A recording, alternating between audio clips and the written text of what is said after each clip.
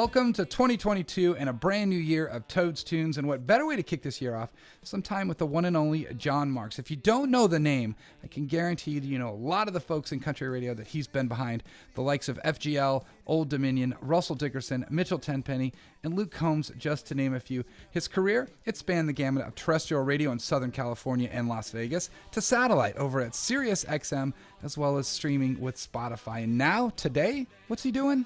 Let's find out from John himself. Welcome to another episode of Toad's Tunes. No need to overthink it. Just get those bottles clanking. You know I want to hear you sing it. So beer up, party down, bring it on. You gotta take a little break for good. Welcome to another episode of Toad's Tunes. Today we get the luxury to sit down with, you're not going to like this, but I'm going to call you someone that I want to grow up to be just like, Mr. John Marks. How are you today? I'm fine, thank you. Good to be here. I've been in Vegas for a couple of days and feel like I've been hit by 10 trucks, so just as usual. Exactly.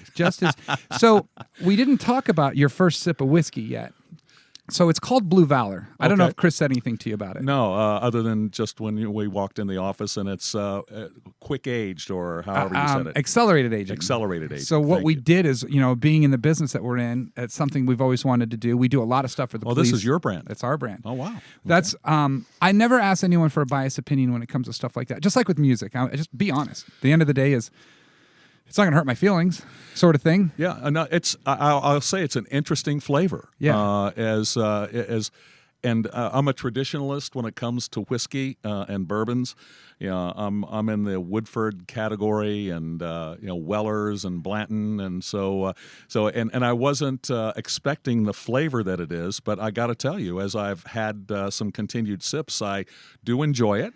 I don't know if I'd put it in a category of go-to quite yet, but it's an enjoyable flavor and a different flavor, which I'll say I'm adjusting my palate to. During COVID, this was something that we kind of put together. We have a friend that's in the business. We bought our corn-based whiskey, and then we brought it to town, and then we had this box of little bottles of all the whiskey, and we did some accelerated aging chips inside each one of them and let them sit for so long, some more, some less. And that's how we came out with an aroma that we liked. Gotcha. The smoky. It smells a little bit different in a cup, does. which is weird. Yeah. But there was something that I'm not a huge whiskey drinker, but I appreciate that because it doesn't burn like a Jack Daniel's does. That's right, and I kind of like the burn, actually. Okay. So that's kind of the difference between you and me in that category. I like a little, a little kick to know what I'm drinking. Sure. And that's kind of what took me by surprise on this is not the lack of kick. It's just a different. It's different acceleration, if you will. It finishes almost in a tingly way. It does. That's exactly right. Yeah. It's like and it took me because I think the first question I asked you is it infused? And it's not, but it kind of had that flavor for a second. The goal of this is, so we came out with it. Long story short, it came out last year. Some stuff happened. It always happens with partners, and then we came out with it this year. This is a year in the making. Wow. But we give back a percentage of everything that we sell to Injured Police Officers Fund, which goes with the name Blue Valor. That's why we built it. That's what this is all about. I love that idea. And Congratulations. thank you. My approach also to it was that I didn't want something that someone would just buy as a novelty. Right. I want something that someone may sip, not on a regular basis, but right. Something that they just don't put on the shelves and go, oh yeah, I got Blue Valor. Is it available commercially? Not yet. Okay, gotcha. Actually, we're hoping to have it. I have the bottles, have the caps. I have the liquor. I'm waiting on some licensing on the label stuff, and that's it. Well, congratulations on it. It does taste good, I will say. It's a different flavor. Yeah. And when you say, well, it's different, that can mean a lot of different things. But I say different in a very favorable way. It's just a unique taste and a unique blend. And congratulations on the good cause that you're devoting to this as well. Thank you. And when it becomes available somehow, some way, before it's legal in Tennessee, we'll make sure that you get some. I'll accept it gratefully. Thank you. I know I can't just mail it. I know that's illegal as hell, but we'll figure out a way to get it there. I won't tell anybody. So let's go back to, you started in Vegas. Somewhat. Actually, you started in Southern California, correct? I've been in it a long time, since I was about 16 years old. I worked radio in my local hometown. I'd say I'll say in the latter years of my radio career, it was Las Vegas. I was in Las Vegas, worked at KWNR 1997 to 2004 or 5, somewhere around there. So it's a little bit of ancient history, but it was like, I was just telling some folks the other day that when I was here, everybody was talking about Steve Wynn's folly in building the Mirage and how ridiculous that was, and look at it now. So that was kind of the era that I was here, where it was not as enlightened of a food town. But I enjoyed my stay here. Country music has been really good to us here. We had a good run at the radio station, so went to KWNR Las Vegas, KSON in San Diego, moved to Nashville, and got into some other things there. That you got into satellite radio, yes, and then from satellite radio into streaming. Correct. And now we'll get past all of that stuff, and we'll get into where you are today.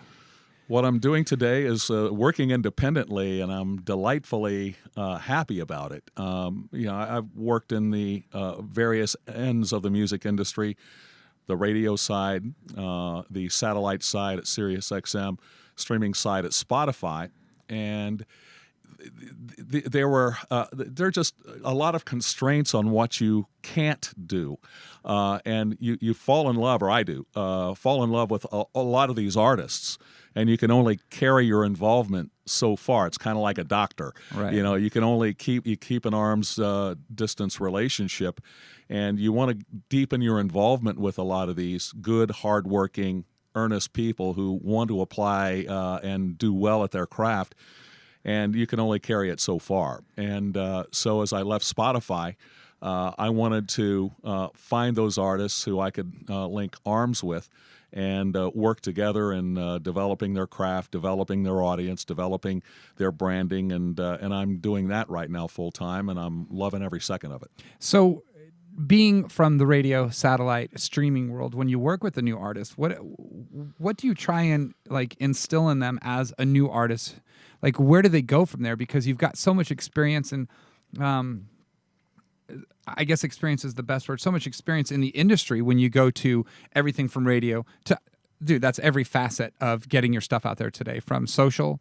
I mean, how do you teach a new artist, or how do you manage a new artist in that sense when you know what the ability to go so far as an independent versus, well, maybe that's not even the case, because you look at a Cody Johnson, a guy that went so far, like literally, to me, he's the pinnacle of what an independent artist does. Couldn't agree more.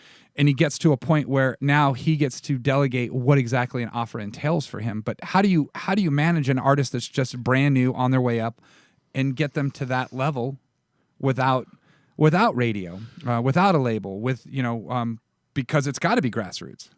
That's exactly it. And a lot of the artists I work with are right there at seller level, with where their audience is, which is next to zero.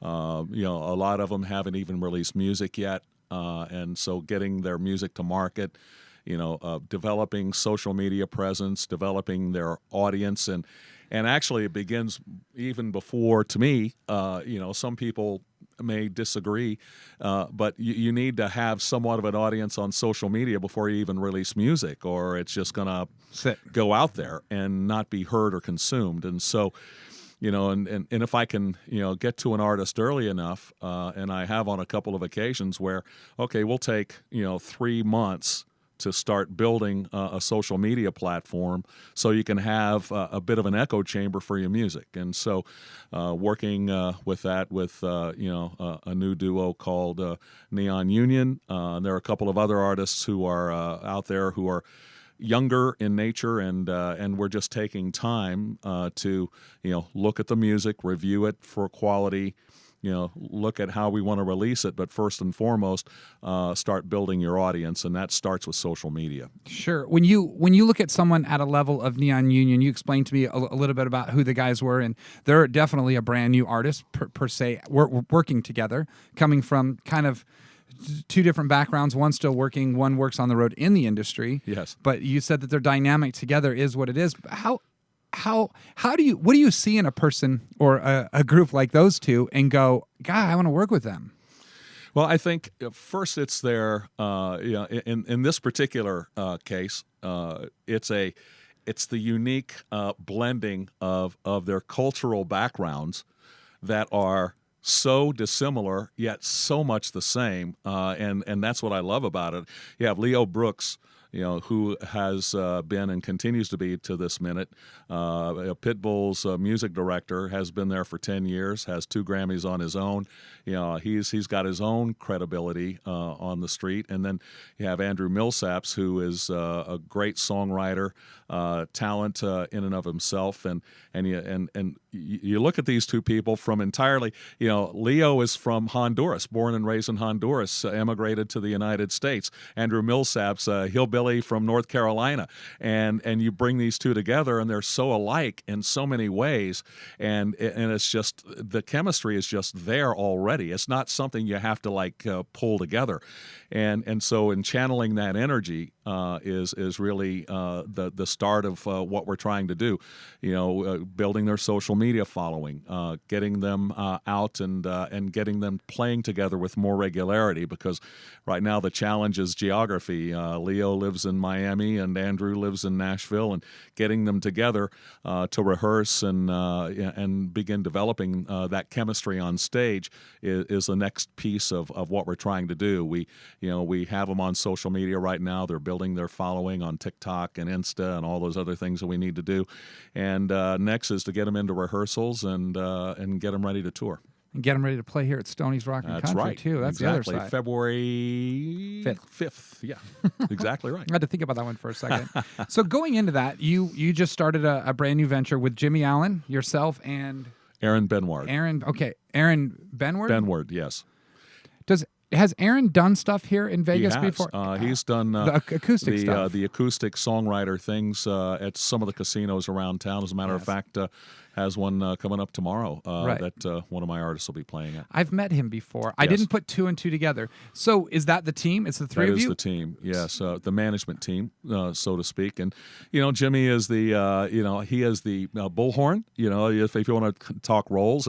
And Aaron is the songwriter, publisher end and A&R. And we both serve as some of the A&R elements of finding the right music for them, setting them up in songwriting situations. And I'm helping with streaming and radio strategies and music strategies and how we release and all those other things, working with the distributor to get their music out, all of that stuff. So we all have, and a lot of that is developing and evolving as the band begins to evolve, because they're just brand new, get-go, ground level, exciting, fun, and a lot of work. We talk about pushing the boulder uphill. We're just now getting started.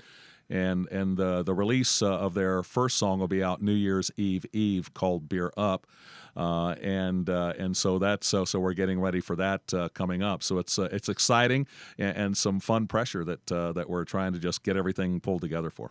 So when you go back to, do you still have a relationship with Spotify? Yes, we're still friends. I left and yes, still friendly with everyone, and actually all the streaming platforms based out of Nashville primarily, but elsewhere too. But yeah.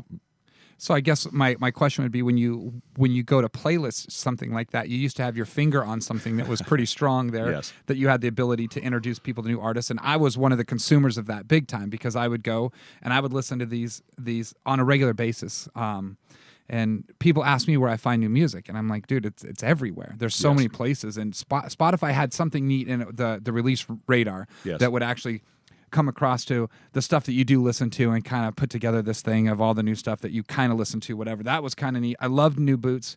But how do you go to an artist like Neon Union now and go, do you pitch that to Spotify and playlists? That's because of your relationship with them still?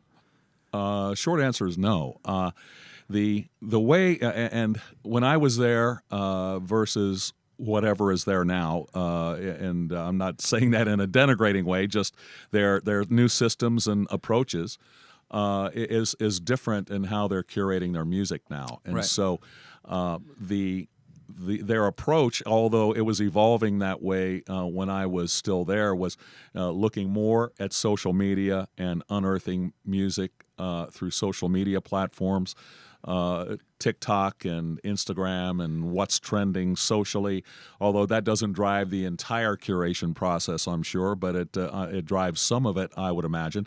And and the algorithms at Spotify and the streaming platforms, kind of identify music, and so I'd venture a guess, and I'm not speaking for Spotify, but I'm just kind of intuiting what I'm seeing as I keep my eye on the platform is there's less human curation, more computer and algorithmic generated curation. Wow. And there's still human curation there too. So I'm not saying the robots are in charge entirely, but there's a little bit more of that going on than when I was there. And so pitching the music more comes from the distributors and other people involved with the music, and rather than pitching the platforms every time one of my artists that I have an affiliation with comes out with a song, which is very regularly. If there's something that's trending nicely and growing nicely, I'll call their attention to it if it hasn't gotten any love. And I'll kind of take it from that approach rather than I've got a new song releasing every 2 weeks from some artist that they may or may not care about. You'd probably be sick of hearing from you at that point, right? That's kind of the thing, and I just keep it in measures. Absolutely right. And I just being there, and I trust, I do trust their system and how they're going about it. And when I've reached out in a way that's reasonable and factual and non hyperbolic, I usually get an affirmative response, and so I'd like to try and keep it in that neighborhood. Absolutely, you'd be shooting yourself in the foot if you didn't. Yeah, I mean, in that sense, because it is a tool that gets used very, very frequently. I mean, yes. We built Country AF Radio for a solid reason, and that was because we were just tired of the same old. And it gives us the ability to expose a newer artist at whatever level they're at, which I think is a positive more than anything. And then getting to know the industry and people trying to figure out how music works. And I guess a lot of my frustration, this is what happens here. We'll have an artist play. We spoke about it earlier that I had like Jake Rose here and Dustin Lynch showed up. I would get these people that would come to me and go, a couple different things would happen. I wish you would have called me. Well, why would I call you? Why would I send you a text? Like, why? Yeah. Just explain to me why I should do that.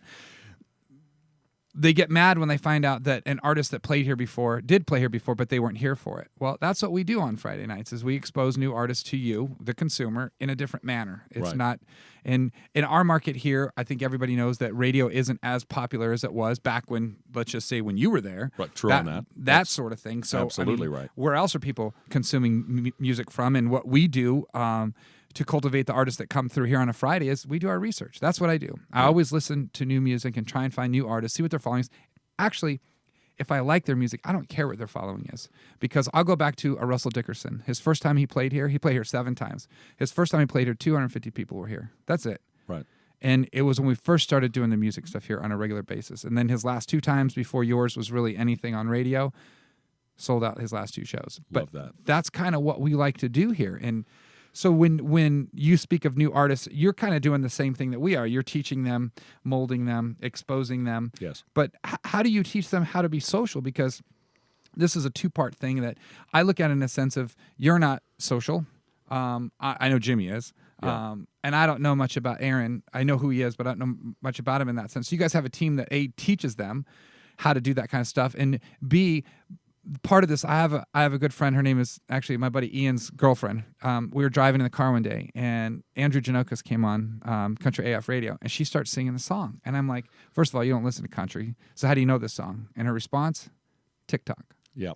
So how do you teach these?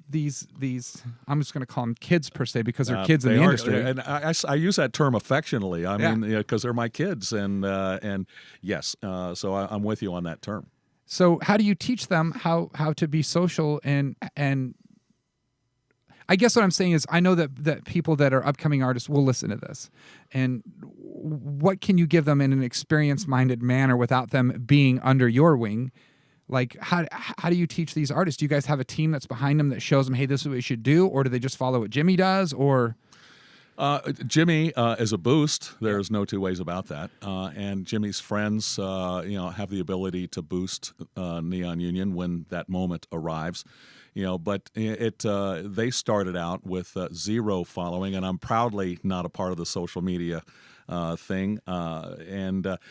Just because I'm not a part of it doesn't mean I don't know what you need to do or how to do it. I think Right. that, and I have a team of people who help me develop those ideas for artists. And really what it is like, okay, who are you as artists? What is your, and it's like, it sounds clinical, but it's true. It's like, so what is your brand identity? And who are you as artists and who are you as humans? What are your values, sets, and structures? And oh, by the way, you do music. Yeah. And it's about not only calling attention to the music but it's and so many artists, that's all they do is just post about their music, and that's that. And what we're trying to do is help them build familiarity, identity, loyalty among people who are following them, and building in reasons why that audience should spend time, their valuable time, listening to them, watching them on social media, and then listening and following their music. And so it kind of is a hand-in-hand building process where you have this and, they got music too, cool. Let's go over and let's listen to the music now that we've been following on social media. And Right. and that's the kind of that building process. Do you you said that they did just start on their TikTok stuff, and I'm a true believer in showing someone your true character of who you are as a person. Yes. Because if they can get an attachment to you, who you are as a person, they're going to be biased towards your music. That's right. I That's the theory. That's the thinking. Yes. I would think that in any sense. I sat in here one day with Carly Pierce, and I asked her something in regards to that, and she just says that she wished the paparazzi wasn't the paparazzi, and that she hates that she can't go to Target. And I'm like, well, you chose this career. This is what you chose, and that's what happens. I look at the social world that we live in today, and that people are just so knowledgeable about what you're doing because that's what you're sharing. You're sharing that you're a human. You are, and it's like back in the day when I was programming radio, I would tell the announcers, the personalities, you're living your life on the air. Yeah. And people need to know who you are and what you're about, in addition to say, hey, everybody, here's the new song by Luke Combs. Yeah. And that's a piece of it. But in order for them to be loyal to you and tune into you every day, people need to give a shit about you. Sure. And if they don't give a shit, they're not going to care. It's like when you start talking, they'll be going somewhere else, and you want them dialed into what you're saying. Right. And I think it's the same principle applying in social media, and that's where I think, when you're a celebrity, all you can think about it is getting there, and then once you're there, you're saying, what the hell am I doing with myself? And that's not the case. You've been working your ass off to get there. Don't and forget then it. when you're there, welcome. And a lot of people, there is a price to pay. You have to be careful. You have to be, but I think if as long as you're yourself and who you are, people will accept that, and you'll always get people who are messing with you. So that's just how it's going to be, and that's just life. I think with the growth of any kind of status per se, musician, celebrity, whatever it is, it comes with the territory. But I look at stuff when people get to that certain level, they have to accept where they came from. That's right. And still understand that's what they, like you just said, they work so hard to get there. Then when they get there, it's kind of like they don't want that. But I don't know. I laugh at it. I just heard a story the other day. We actually had Jordan Rowe here, and his old tour manager came through with Jordan Rowe, and he was saying that Pardee still goes out and in the town that he lives in back in Tennessee, that he'll go to the Target, and he sticks out like a sore thumb. I mean, the dude's tall as hell, always wears hats, but he's one of those guys that enjoys it. He's unabashed and unapologetic about who he is, and that's where you have to be, and in life, and where you're showing it's like it's kind of like Carly is beautiful young lady dolled up, it's like, what does she look like without makeup? It's like, and it's just one of those things where, just be yourself and be who you are, and you're living your life in the media anyway, and that's really the true currency that an artist has, because radio is a tougher element to filter into. Streaming is a tougher element to filter in through. The only choice that a new artist has today is to build their audience, build it from the ground up, and build that following and build that loyalty, and then those things kind of come into place. And in order to do that, you just have to be who you are, because if not, if you're trying to create a character, it's not going to last long, and people see through the baloney. I'm going to tell you that I had an artist that came through here and recorded a single and played the single. It did go to radio, and I haven't heard from him since. And part of the process in talking to him here was that he explained to me that he took on that song because he knew it would get radio play. And it was a jumpstart for him, but it wasn't real, because at the end of the day, the truth's always going to come out, no matter what it is in that sense. Yes. The fun of a music career, I love this in a sense of having goals for your artists. Dylan Carmichael just rolled through here. I have a great story about Dylan. I love him. He is such a neat dude. He's a real deal. And he's got family in the industry. Come Yes. on. So I was back at CRS, I think the last time that I physically saw you. They did a giveaway for a show here in Vegas for Dylan Carmichael, and our radio station, KWNR here, won it. And I was standing there, with a guy by the name of Chet Buchanan, who comes from 98.5. I think he's been in radio forever, pop radio. And he came up and asked me two questions. The first question had to be with how I was, and the second one was, man, ballsy move starting country AF radio in a market when there's two radio stations already. And I just kind of looked at him. I go, dude, first of all, how the hell do you know that?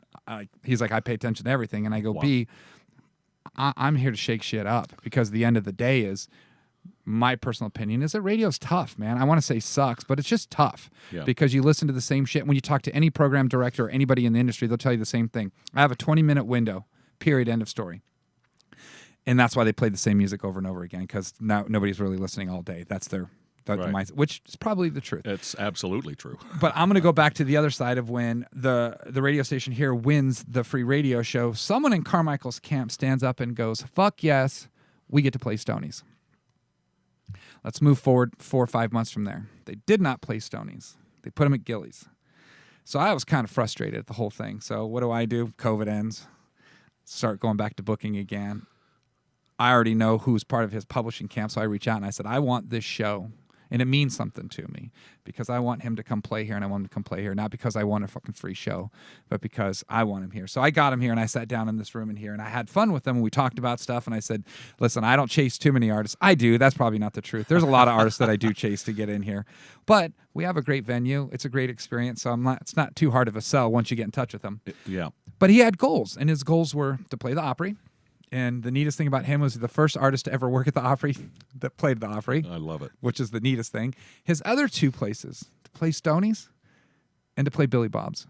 Wow. Yeah. And so he hadn't played Stonies yet until that night, which was neat. And I explained to him that, hey, man, when that Billy Bob show comes, don't forget me. Just let me know when it is. Make sure I get in. I'll get my ass there. You do the rest. That's cool.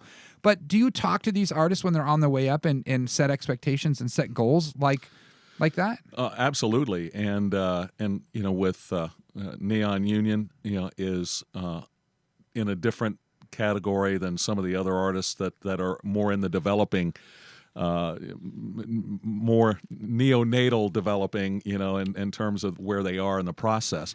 And, they have, some doors open to them, Neon Union, with Jimmy Allen and touring with him that a lot of baby artists don't have access to, which is a unique advantage for them. And it's a good pressure, as the group managing them to have them ready to play and ready to show, because you only have one time to be new, and you have to do it right. And so, that's kind of that piece of the puzzle, and it's kind of like, in a weird way, it's kind of like it's too much too quick. It can be in an improper situation. I think that they're going to be ready, but it's like it's kind of losing a step in the development process, but in a good way. But in the other situations, it's yes, we'll set goals like, hey, I want to do writer rounds, and everybody wants to sell stadiums and all that other stuff, be on the radio and blah blah blah, and that's all kind of like part and parcel, but in order to get to that piece, you got about 500 other steps that you have to engage in and accomplish, and I think the one element that I'm missing in my enterprise, I don't call it a weakness, but it's just simply having a way to get these new developing artists out on the road and building their brand and building their following and audience, in the touring category, live appearance category. There are plenty of opportunities in Nashville for them to play, but that's limited in nature. So really getting them out is really a primary objective of ours, and I will say with a lot of the artists, they're kind of in their own way, they work themselves into whatever they're able to find in terms of that capacity. So they're their own better friends when it comes to booking themselves. Sure. And that's very helpful. But it is about building your social media, consistently releasing, working on the quality of your songs and songwriting, releasing in a proper way and utilizing the release opportunities for stimulating the algorithms and thumping your social media algorithms and generating a response so that people will take notice not only in your audience but also in the other digital streaming platforms, radio, whoever else is watching those things, and that's where they're watching to find their music tips right now. Do you take an artist like Neon Union after the Jimmy Allen stuff is done? Do you put them back out on the road by themselves as kind of like just a follow up? I mean, what is that? Stop 5 or 6 stops in the beginning for them? Or? In the beginning, and it runs through May, as my memory serves. With going out with Jimmy Allen. With Jimmy Allen. Oh, that's awesome. His headline tour. And what we're doing, is we're in addition to that, we're looking to find supplemental gigs, that in the surrounding areas. You can say it. Opening don't pay shit. It does not. It's like Mr. 15% here. No, not going to see anything, so it's okay. It's I got 5 on it, brother. So there you go. Thank you. And so we're just trying to just get them out and getting work, and I say working out in a training sense. It's like the more you're on the road and the more you get that experience, the better you're going to be at reading the rooms and doing what you need to do. And right now they're looking at 30-minute or so sets in terms of opening, and they've got a good capacity there. They've got a good rapport. But when they're doing club gigs, they're going to have to do 90 minutes, 2 hours, 3 hours. And so they're going to need to increase their repertoire pretty quickly, and that's our next stage of development with them. Is okay, we got a good 30-minute roll with Jimmy's tour, and they've been out and about already with Jimmy and on their own side gigs, and now it's like a build up to where they can do 2 hours nonstop. That's a long time. That's a Broadway thing, man.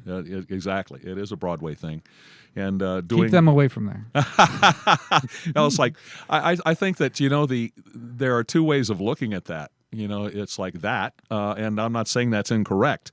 But also, you look at it as the world is coming to you, and take advantage of it and use it to build your audience in some creative ways. Absolutely. And so you can, and it rightfully so, you can look at it as a grind. And this is where industry speak and artist development really doesn't work together, because the industry, they're stuck on Broadway, they're not going anywhere. It's like I say, hey, work on Broadway, build your audience, build your following, build your socials, build that connectivity, dump your covers and start working on original songs and use it as an opportunity. I'm going to enjoy this. So we've had a couple artists that have come through here that have done just that. The problem is they don't commit themselves to getting off of Broadway. one and done. That's basically what it is an opportunity to get out, do their own stuff. But you know what? The money is so good. So to find that person that's going to leave that Broadway side is very difficult because it's consistent money. It pays their bills. It does, and I know of a couple who are embedded in that process. Yeah. I'm with you on that. It's tough, and but I think that it is difficult, but you have, and it's one of those things where it depends on what you want out of it. if you just want a place, If you want to, and it's like it's like I've known music producers who just want to make music because they're in their own mill and they're doing stuff just to crank it out, and they have a creative impulse over here and they just want to release music to release it. Right. And it's kind of like another avenue for them, and they don't care if it gets heard. They don't care if they're stars. It's they their just outlet. want to put it out. It's an outlet. Yeah. And I think that the thing about musicianship and artistry is like it depends on what you want out of it. Some people, and it's like, hey, it's like the first objective, especially with the developing artists and all that, is start being able to make your living doing music. And it's difficult to be able to do that just on streaming royalties. It's a difficult process if you're not getting out and about. And some people are happy just making their living, releasing their music, doing that stuff, maybe picking up some gigs along the way and doing Broadway, and that's cool. I mean, and they're happy with that. To each their own. I've had a couple artists that come through here that have spent some time down on Broadway, and I see the tough side of it all. I really do. Just because now that you say, I've never thought of it that way. There's a guy by the name of Scotty Mack. He's out of San Diego, I think, California, Southern California. He played here. When he played here, we sat in the back in the hallway, and he was sitting on the ground restringing his guitar, and he's like, man, it took me 4 years to get in here. And I looked down, I'm like, seriously? He's like, dude, I wrote you 4 years ago. I'm like, wow. But I see a show. He's phenomenal. He's loves what he does. He's passionate. But then I know that he goes to Broadway, and he plays Old Red a lot. And I never, until you said this, correlated those two together of going there to build an audience. Never, Gotcha. ever thought of that, because I've had other artists that come through here that make their living there. Yeah. Scotty Mack does not make his living there per se because he lives in Southern California. But then I've never actually put the two of those together. That's an opportunity for them to build an audience, because Nashville, when you go play Broadway, I would say that maybe 10% of them are locals. If you're lucky, depending on a given night, yeah. But that's a blessing for them. That's precisely. It's a hipper Branson, It's like, I shouldn't use that in the same breath, but it's like you have everybody is coming to you, and that is opportunity right on a silver platter that probably enough artists don't take a minute to think about. And they're thinking about tips, they're thinking about whatever they're making in the night, and that's happy with them. But what are you actually doing to capture these individuals? I mean, I'm literally gonna. So far, this is something that's going to hold very high in regards from this conversation, because I never, ever thought of it that way, ever. I just thought it was a place to go play covers, but I never thought of the interaction. Or I just was back there for Thanksgiving, and we went to a barbecue place, and there was a guy playing. He had this big, huge banner, and his focus was his QR code. There you go. To send him money. Uh-huh. But that's twofold. He's getting a tip, and he's collecting an email address. And exactly, and it's like a lot of like Chancey Williams, an artist I'm working with, who is playing during NFR. On the big screen, he's got his QR code, and it takes him right to his Spotify page to his new song. And beautiful. And those are just two easy for free things that any artist can do to build their fan base without doing a darn thing except a QR code, and anybody can do it. Always be selling. Always be selling. And artists who say, I don't like selling myself, well, then you're in the wrong business. Right, because that's all you're doing. That's all you're doing. You're selling yourself, and you're letting people know just who you are. That's if you're doing it right, and that's the name of the game. I said this a long time ago, that a person that sings in a band has got to be a little different. That's right. They have to be not afraid to be criticized in public. Good, bad, or indifferent at that level. But there's definitely, right. I always used to say there's something wrong with the singer, because you're literally putting your life on in a movie. Like everyone is living this movie with you. And that is really the thing, and that's where I tell artists that I'm working with, and those I'm not. It has nothing to do with. It's just simply this is yeah. It's not enough to be a singer-songwriter anymore. That's only the beginning. It is, and you have to look at it like you're a multimedia artist, star, however you want to categorize yourself in that area. It's like you're not only singing and songwriting and releasing your music, you're on video and the socials and YouTube and all these other things, and your job is not to just do that anymore. That used to be the case, but now you have to be across multimedias and be proficient not only in the singing and songwriting category, but in how you present yourself to the world in these other medias too. And without all of those things working into place, it's always going to hobble your growth if you're not fueling all of those engines properly.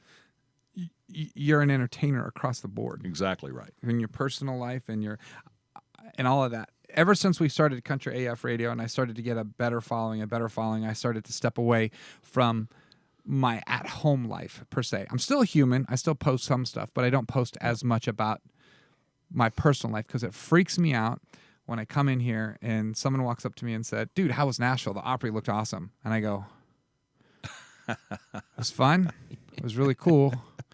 Who are you?" Yeah. I tell you, that's what drove me out of social. I mean, it's like as a person involved in choosing music, it kind of, that piece of it chased me out because it was there were too many touch points and I couldn't keep up with it. It wasn't, I didn't like it. I just thought I couldn't do it justice. It's consuming. And so that kind of drove me out of it. But that too, it's like, oh gosh, you were on vacation and that looked really cool. And it's like, all of a sudden, man, people are peeking behind the curtain a little too much. Right. And that's cool. I mean, people are interested in what you're doing. I guess that's cool.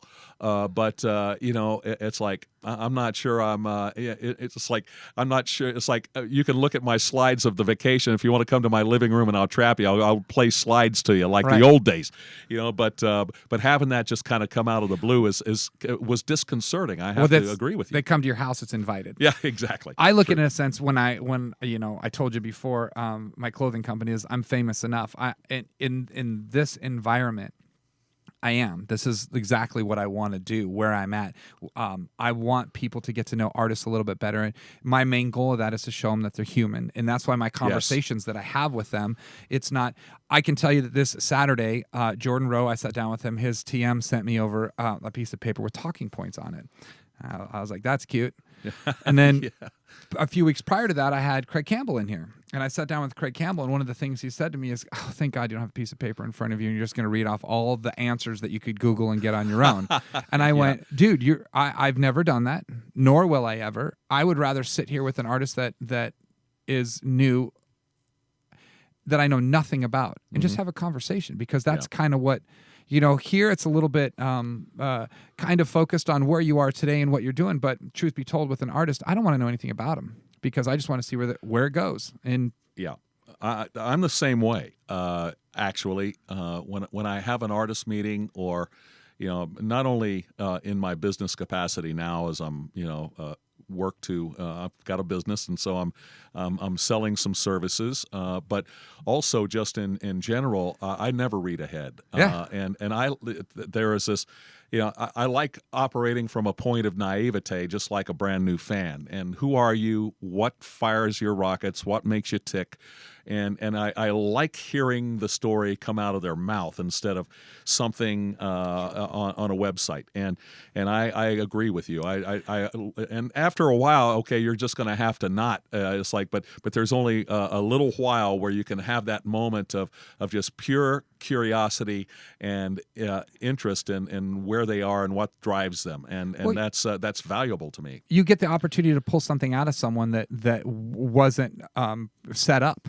That's per se. right. And I think that's the fun of it. Or handlers or whatever. Yeah, exactly. I laughed. I've come in with a couple, and their managers would come in here and go, "Yeah, I can't talk this, or this," and I'm like, See you later. Yeah. I mean, but most of it's politics, which whatever. of Everyone's course. got an opinion on that, and that's Right. especially these days is such a touchy subject that I is. don't even want to get into it with anybody I'm with because you. It ain't worth it. no, you'll never win. Yeah, Per se. exactly. So your goals with your business right now, I mean, are you taking over the world? I mean, do you? I guess I look at a sense like I look at where Cappy came from and what he's doing in this I would call He's it a built quite herd. the empire. Yeah, and a herd. He's got a herd. He's got a herd. I mean, is this kind of what you're trying to do in the same sense? With a little bit different experience you have. You know, I'll say no. And you know, Cappy, who manages Luke Combs and a bunch of others, you know, that of artists that both of us know and love. I think I want to be happy in continuing to work in music. I've been doing this since I was 16, and I'm 68 just last week. Happy belated. Thank you, and I'm just happy to still be doing this, and every inch of my life in doing music it has been happy experiences by and large, and this is kind of another adjunct to that where, you know, I'm working with artists that I like, that I know that have potential, that are hardworking in and of themselves, and I don't have to push them. Right. And I guess I just want to be happy in working with artists, whoever they are, and working with them, and you know, also helping them to develop, lifting them up, and working in those directions, and paying my bills, and just being happy with it, and that's really what my personal objectives are. I don't want to be, I don't want an entertainment empire. I just want to have fun and work with artists who are hardworking and try to help them make their livings in the music and media industry. Did you guys sit down in the beginning and kind of get an understanding of how many artists you wanted to work with? Actually, no, because and I'm trying to say this without sounding weird, but I didn't know if anybody would even care to work with me, you know. And I know you're giving me that puzzled look, and it's like as I started off in this, and it's like it's entirely different when you're working at an entity like SiriusXM or Spotify, right? And you're in a different position than you are if you're out on your own and no Sure. longer affiliated. And I wasn't sure just where the business would take me, quite frankly, the independent piece of the business. And so, you know, I was pleasantly surprised that actually some people said, yeah, I'd like to work with you. So think about your experience alone, though. I mean, I look at stuff and I always joke with my girlfriend. And I say, when I grow up, I want to be just like John Marks. And the reason why I say that is... You're very nice. Well, I say it because of this. Your reputation and your name speak for itself. For someone that does what I do, because the amount of artists that come through here and have a respect for you is you probably know, but you probably don't know, because it's very high. And I look at stuff like that, and I look at your track record of where you've been, and it's I look at your move from Spotify to doing what you're doing now as another step up in your career path, because at 68. Probably don't have to work, but you do it because there's such a passion for it. And I think that you underestimated what the value that you bring to a new artist is, because when you speak new artist, your name is always in there, because you've always done what you've done. And our market here in Vegas is literally what I'm known for. Is I go back to the 1990s. I just aged myself, and I go into the early 2000s. My focus was, how can I expose new artists? I had a website here. I would literally four-wall the House of Blues, and I would bring in these independent artists. I had to deal with the House of Blues. I had to deal with Budweiser. I would make compilation CDs just to expose music. And it was on my own dime. I wasn't rich. I didn't have any money, but I did it because it was a passion project per se. Yeah. But then I learned how to make money doing it, and that's where I am today. I told this story not too long ago. Back then, there was 3 things I wanted to do. 1, help a band get a record deal. 2, be printed in Billboard. And 3, be printed in Rolling Stone. Love it. And I quit in I think 05 or 06 because I did all of those. I helped 3 bands get deals. One of them you're probably very familiar with. I finally got a plaque on my wall that says something. It was the Killers. They're from here. Their first manager, Braden Merrick, was someone that came to me and was asking about music stuff, and we kind of like introduced the two together, and then you have the Killers. I help another band called Fatter Than Albert that became RCA. Actually, I was just really good friends with them. I've actually heard that name. Yeah, I was really, really good friends with them. I spent more time on the back end when they were on the road after they got their deal. And then a band called The Hire, and we just exposed all these bands by doing stuff with compilation CDs and the House of Blues and putting them on the road and teaching them how to swap shows on the West Coast because West Coast has always been tough. Yeah. And then the Rolling Stone and Billboard pieces were all about new music, and that's way back in the day. But today it's the same thing. If you didn't have a place like Stoney's on the West Coast, I look at it, and I'm a true believer in this, there's not too many places to come in Vegas and play. That's true. As a country artist. Right. You can play a casino, but how do you get your foot in that door? You have to be tied to radio. Right. Period. Mm-hmm. Other than that, where else do you go here? That's very true. So I love the fact that I'm involved the way I am involved here, and I love the fact that I get that appreciation back just about every artist that comes through here that says, I mean, Allie Colleen was just here, and her response was, thanks for letting us take the time at Stoney's, take your time at Stoney's to do what we do. And for me, that I hope that never goes away from any artist. Exactly.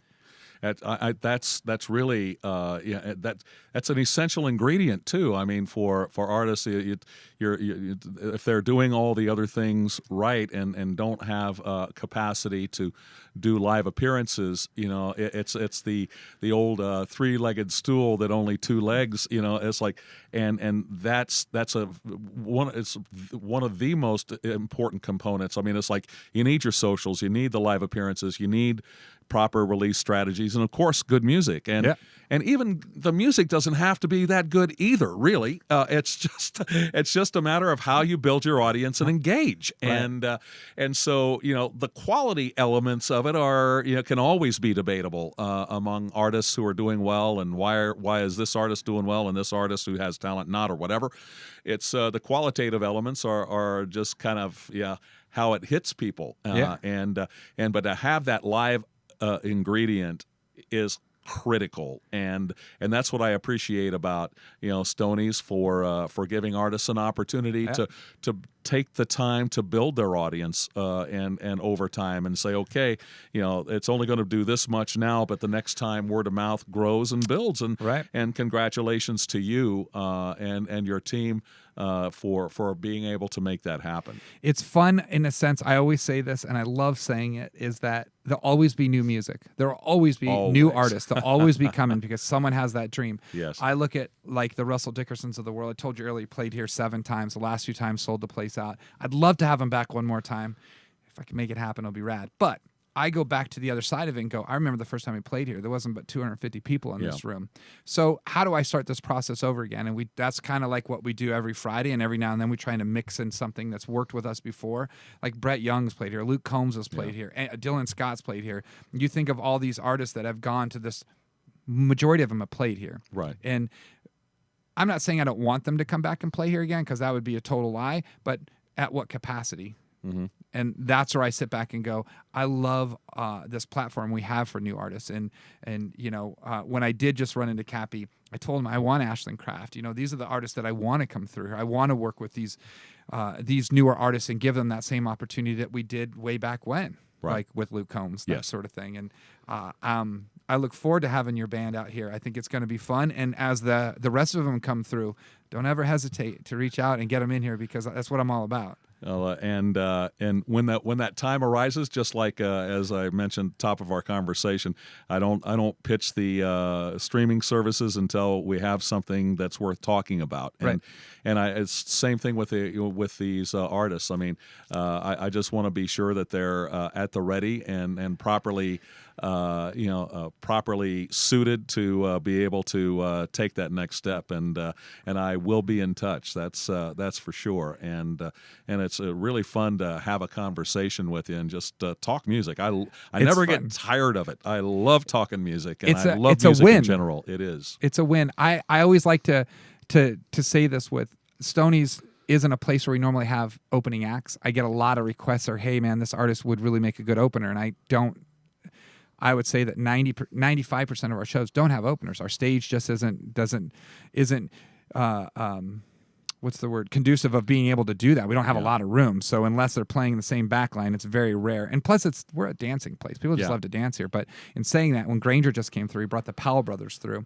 And those dudes are awesome. Like another one of those opening acts, played 30 minutes, kicked ass, and then when they got done, they just went out in the crowd. And that's all they needed to do was, and I think that fan base, getting that fan base, that's part of it, is that human interaction again. Right on.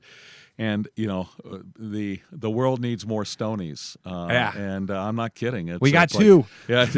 And Idaho as well. And I think that that's really a key ingredient. And you look at even Nashville. There's it's even limited. There are plenty of places to play, but it's limited, in terms of, the artists and who can do it, and just finding those avenues and elements where artists can apply their craft and grow it is really an essential and important ingredient. And without that, they can't reach their full potential. They can't. I love the fact that you pitch that socials as such an important piece and just being human on there. I always go back to when I met my girlfriend. She wanted to meet Brett Young, and I booked Brett Young here on a Handshake. I met him at another venue. He walked up to me. He goes, I hear you run Stonies. I said, I do. He goes, I have this gig on a Sunday. I don't have any kind of radius because it's a private. Is that Saturday open? I go, what do you need? Let's just be full transparency. He said, $2,000. Shook his hand. Wow. Sleep Without You was his first number one? Yes. Okay. It wasn't anything back then. So 4 months later, he comes and plays here. That Monday after that Saturday, Sleep Without You went number one. You couldn't walk in this place. But all she wanted to do was meet him. And I said, we're doing the meet and greet. Do you want to go first or last? She goes first. And she was shaking. And I go, why are you shaking? And she said, you don't understand. I go, I don't understand what? This dude puts his pants on just like you do. And she's like, well, his music, the songs that he writes. I go, okay, first of all, I'm just going to go ahead and I'm going to cock block Brett. But he didn't even write that song. Just joking.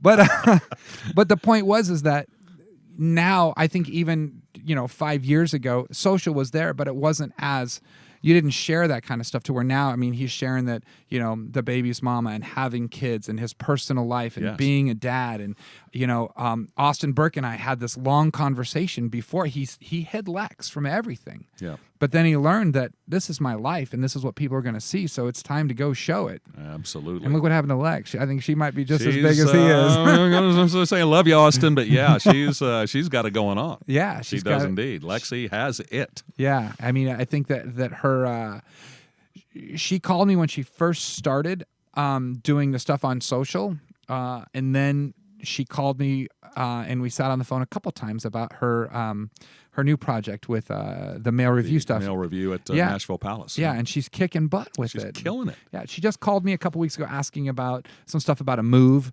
And, I said, just do your research. Find out what's going to be best for the business, and that's where you want to go. Or if you're going to stay where you're at, put your foot down. Do what you need to do. Stonies might be an interesting spot for that.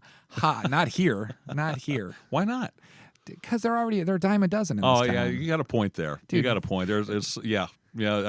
Okay, gotcha. See, that's why you know your market. There you go. Chippendales at Stonies. Yeah. Okay, you got me laughing. Okay, that's enough said on that bad idea. Not badass, bad. Bad idea. Bad idea. That'd be like saying that we want cover bands at Stonies. It's not going to happen. It's no different than Broadway. Like, hey, why don't we open a Stonies on Broadway and do nothing but cover bands? No, it's like that would not work either. It would not work. Dude, I stand corrected. Thank you. Thank you for schooling me. I appreciate that. It's just Vegas. I mean, you're from here. You should know that. Yeah, I mean, not from here, but you did your time. A long time removed, but yes, exactly. You did your prison time here. All you need, I did my time, and even as I rode in, from the airport, how many billboards did I see with the Mail Review shows? Yes, exactly. And attorneys. The ambulance chases. Injury attorneys. My God. Do people slip and fall that often here? Dude, I guess so. I just saw one. There's one actually on the property where we're at, or used to be on the backside. That it's the domain name was got hurt at a hotel.com. Yes, I saw that one. What is that? Really? Come on. Absolutely. And as a matter of fact, I was at a hotel the other night at an event, and guess what happened? So some debris fell on the floor, and oops, somebody slipped. So it was like, so it was an interesting moment. Absolutely. I wonder. It's a. The casino was I will say they were Johnny on the spot, making sure everything was taken care of. But I'm sure they were doing their homework on everything too. But I think that they were proactive, and it was just interesting to watch. I mean, it was just a little whoopsie, right. But it wasn't anything massive. But it was like it was like all over the place. I got rear-ended probably like 10, 11 years ago on a street called Sahara here, and some dude just wasn't paying attention in a Jag, and I forget what I was driving at the time, but he rear-ended me pretty good, and I got out of the car, and he goes, his first words out of his mouth were, "What do you expect to get out of this?" And I literally looked at him and I went, "Dude, first of all, you just ran into me, and all I did was get out of my car. Like, you're lucky I got out of my car, bro." Exactly. Like, hello. Exactly right. Yeah. So it's like, you're right. The mail reviews and the injury attorneys, it's like. Welcome to Vegas. And it's good to be back. Dude, thank you so much for the time. I look forward to seeing, it's called Jab Entertainment. Jab Entertainment, Neon Union, first signing, going out on tour with Jimmy Allen. I think February 3rd kicks it off, Troubadour LA. And they'll have new music out New Year's Eve on December 30th called Beer Up. It is a New Year's party song. I better get it because we're having a New Year's party here. So put that at the top of your playlist when it comes around, and I'll definitely I'll pitch you. I'll pitch you, okay, Toad? I'll pitch you on the song. I love. I just want to be able to play it in the club. I have do it. I have gotten in trouble for doing a couple things. Sam Grow came out with the song. I think it was Whiskey Bound or You Ain't Gone, and they sent it to me earlier, and I started playing it on Country AF Radio. I didn't have any artwork. I took a picture of Sam that I had with one of my bottles of whatever, and I put it out. Well, our listeners liked the song, and they took a screen capture, and they put it on their Instagram story and tagged Sam, and I got in trouble. I get it, but at the same time, I'm like, man, here's the deal. It leaked. It's like, I will leak you the song. I'll say this to your public at large. I will leak you the song this evening. You can take it and play it and knock yourself out. Beautiful. It's like it's part of that building your following process, and it is. And we're not precious with the music. We want it out and we want it heard. I think that's the win of it all. I mean, I guess a couple weeks isn't too long for the New Year's Eve or the however you explain that. But the end of the day is that's got to be one of the neatest things for the artist, because I look at stuff right now and I hear these artists say that, I got to wait till February to release a song. Yes. And I'm like, I don't even understand the logic in that. Like, who sits down and goes, it's going to do better in February? And I will just kind of leave it at this point, and this will be another podcast discussion. That is the ridiculousness of the label system and mentality. And that's why I really enjoy working with artists that are not affiliated in that category. And I've consciously avoided that for those very reasons. I bet, because it's one more hoop that you have to jump through. But you know what? In February, when you come back with Jimmy Allen and Neon Union, we're going to sit in here as part of all of that, and we're going to talk labels. I love it, and talk with the boys. They're an interesting conversation too. They've got they're cool dudes. They will be sitting in here with me as well, as Jimmy Allen will sit in here again. It'll be his second time. First he's time. never short of an opinion. I love him for that. No, he will tell you like he sees it, and I love that about him. I'll look forward to it. And hopefully that stuff will be in a bottle. I'm not saying that you'll be able to just take it on the road with you by then. I'll be ready. I'll have some more sips. Take it easy. Thanks again for the time. You.